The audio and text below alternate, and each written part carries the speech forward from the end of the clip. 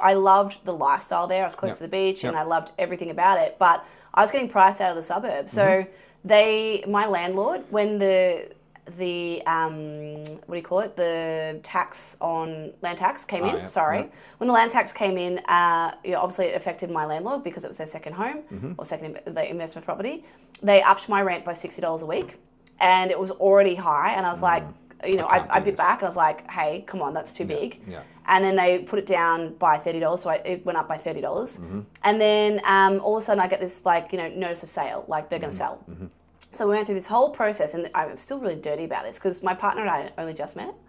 And then all of a sudden it's like I have to leave my house, and I'm like, so well, it's good. We moved in together. It was all great, but it was all like, and they lived happily ever after. And we were in a great big house or whatever. But at the same time, I was like, it's all happening at the same time. It was so much pressure. And, so I went and started looking at other houses, and I was completely priced out of the market. Like for a 2-bedroom unit in Hampton, I was looking around the $800 mark. And whether or not I can afford it is irrelevant. It just gets to a point where it's can you justify that? That's insane. That's insane money. We're talking like almost $40,000 a year. So, actually, more than. And so anyway, long story short, my landlord bought that unit in the height of the pandemic, so 2021.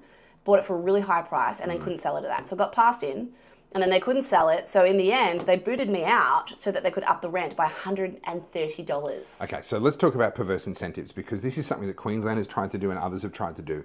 Rent controls. Price controls always backfire every single time. There are no exceptions. You cannot defy the laws of economics any more than you can defy the laws of physics. So when the government comes in and says, we'll just pass a law that puts a cap on how much you can increase rent, but you can advertise it for whatever rent you want for a new renter, and there's no control, there's no condition on that.